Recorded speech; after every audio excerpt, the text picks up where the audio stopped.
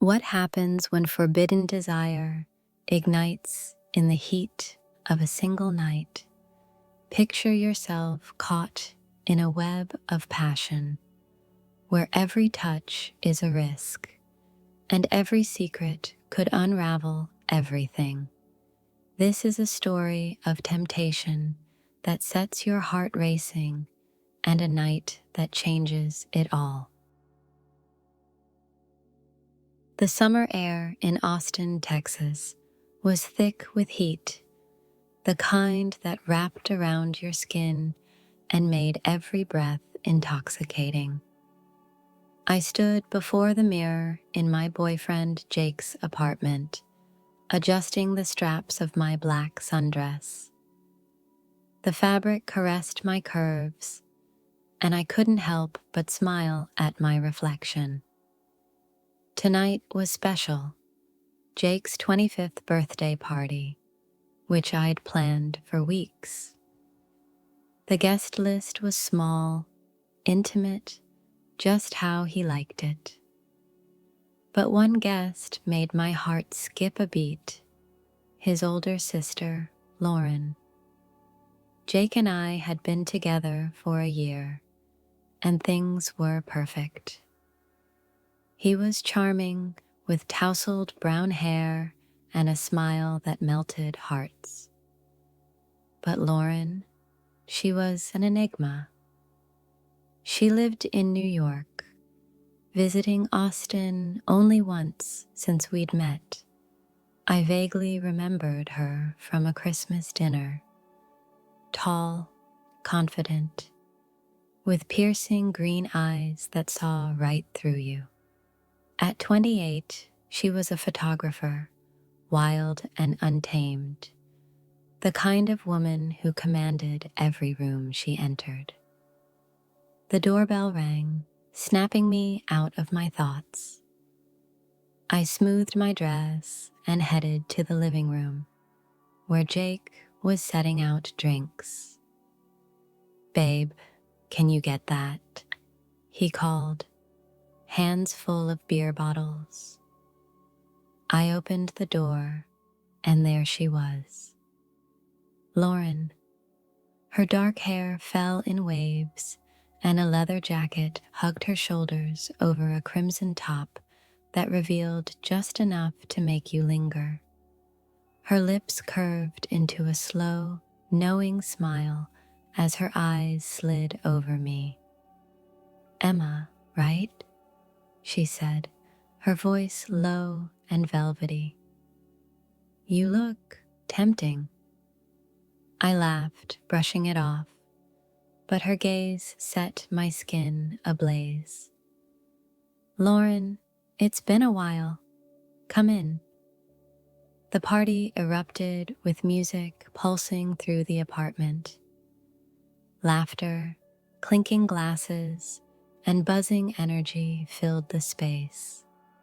I played the perfect girlfriend, refilling drinks and stealing kisses from Jake. But every time I turned, I caught Lauren's eyes. She wasn't staring, just watching, like she was unraveling me. It wasn't hostile. It was something else. Something that made my skin burn. As the night wore on, the crowd thinned. Jake was deep in conversation with his friend Mike, and I found myself in the kitchen, pouring a glass of wine. The door swung open, and Lauren slipped in, her movements fluid, almost predatory. She leaned against the counter, close enough that I could smell her perfume, spicy, intoxicating. "Having fun?" she asked, her eyes diving into mine. "Yeah," I said, sipping wine to quell the tremor in my hands. "You?" She shrugged, her lips twitching into a smirk. "Parties aren't my thing, but you're intriguing." I raised an eyebrow, unsure if she was teasing. Intriguing how? Lauren stepped closer, her voice a whisper. You're not what I expected for Jake. He's so ordinary. But you, there's a spark in you. I see it. My breath hitched. The air between us crackled like a storm about to break. I should have stepped back, but instead, I leaned in. And you, Lauren, what's your secret? Her smile turned dangerous, alluring. Stick around, Emma. You'll find out. The rest of the night was a whirlwind. Jake pulled me into a dance, his hands warm on my waist, but my thoughts were consumed by Lauren. Her glances, her words, her presence. When the guests left, it was past midnight, and Jake, tipsy, sprawled on the couch. Babe, I'm crashing, he mumbled. You got the lockup? Yeah, go to bed, I said, kissing his forehead. Lauren was on the balcony, a glass of whiskey in hand, her silhouette sharp against the night sky. I stepped outside, the air cooling my flushed skin.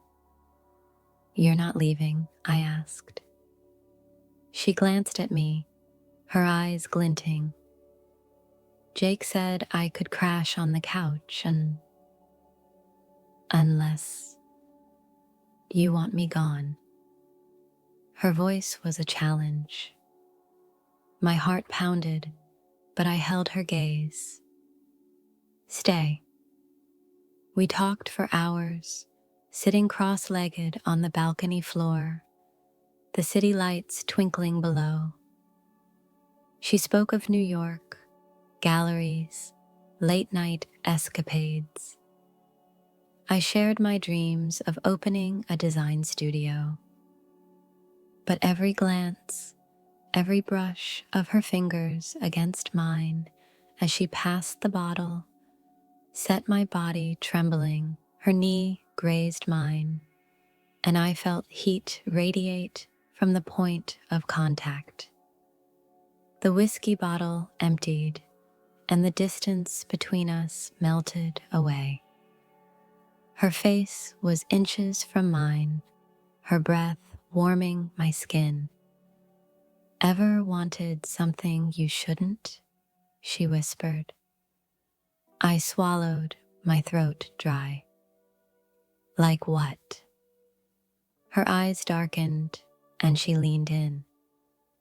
Her lips met mine, soft, then ravenous. I froze, my mind screaming, this was wrong, but my body responded. I kissed her back, my hands in her hair, her nails grazing my back. The kiss was a storm, tasting of whiskey and desire, consuming everything. We pulled back, breathless. Her laugh was husky, seductive. That was unexpected. I couldn't speak. My lips burned, my heart raced. She took my hand, her fingers tracing my palm, sending waves of heat through me. Come on, she whispered, pulling me toward the guest room. The door closed, and we were in darkness, moonlight slipping through the blinds. Her hands found my waist, pulling me close, her lips exploring my neck. Slow and teasing, I gasped, as her fingers hooked the straps of my dress, easing them off my shoulders. The fabric pooled at my feet, and her eyes roamed over me, hungry and reverent. You're breathtaking, she murmured, her hands circling my waist, pressing our bodies together. Her skin was hot against mine, every touch a spark. We moved together, fervent, passionate, our breaths mingling, bodies merging in a rhythm, both chaotic and perfect. Her fingers wove into my hair, her lips claimed mine, and the world vanished. It was just her, just us, lost in a moment where guilt and consequences didn't exist. When we finally stilled, our bodies tangled in the sheets, I felt her heartbeat against mine. Her fingers lazily traced patterns on my back, and I shivered at each touch. "This is our secret," she whispered, her lips brushing my temple. The next morning, Jake was hungover but oblivious, joeing over coffee while Lauren acted like nothing happened. But when he turned away, her hand grazed my hip, a quick, secret touch that made my pulse spike. I bit my lip, hiding a smile, but inside, I was ablaze. Lauren returned to New York, but her texts kept coming. Innocent at first, then daring, each one a reminder of that night. Once, when Jake was in the shower, I replied, my fingers trembling over the screen. "When are you back in Austin?" I wrote. Her response was instant. "Soon. Be ready." Our next meeting was in her hotel room when she came for a photography exhibit. Jake thought I was stuck at work, but I was with her, our bodies colliding the moment the door closed. She pinned me against the wall, her lips tracing my collarbone, her fingers teasing the hem of my dress. "You drive me wild," she whispered, and I melted, surrendering to her, our breaths blending in the quiet room. Every move was electric, every whisper a promise of more. But with each encounter, the tension grew. I loved Jake, his warmth, his dreams for our future. But Lauren was a wildfire, consuming me. One night, lying beside Jake, I felt his hand brush mine, gentle and trusting. "You happy, Em?" he asked. My heart clenched.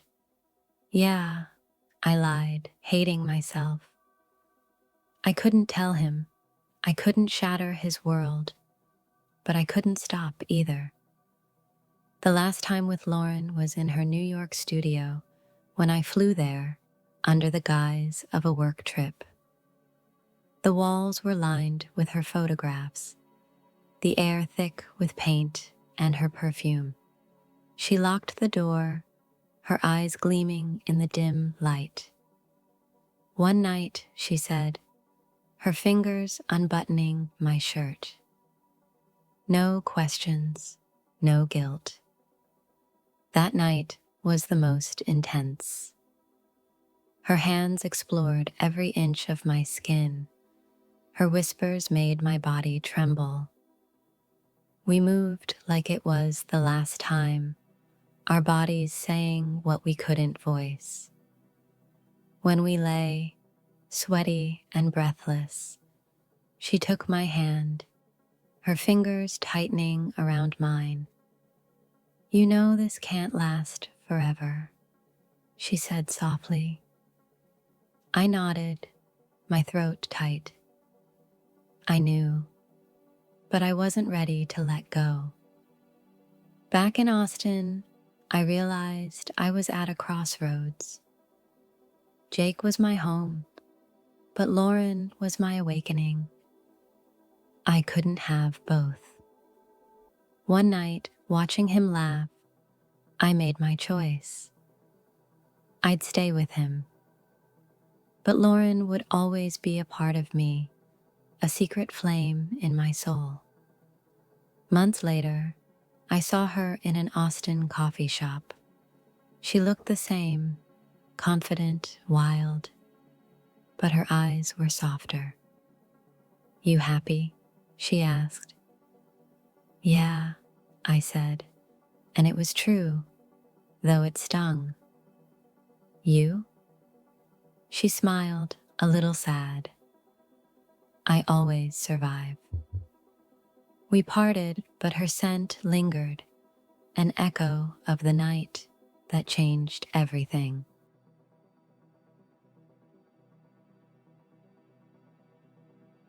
If you enjoyed my story of forbidden passion and secret temptations, give this video a thumbs up and don't forget to subscribe. Drop your thoughts in the comments.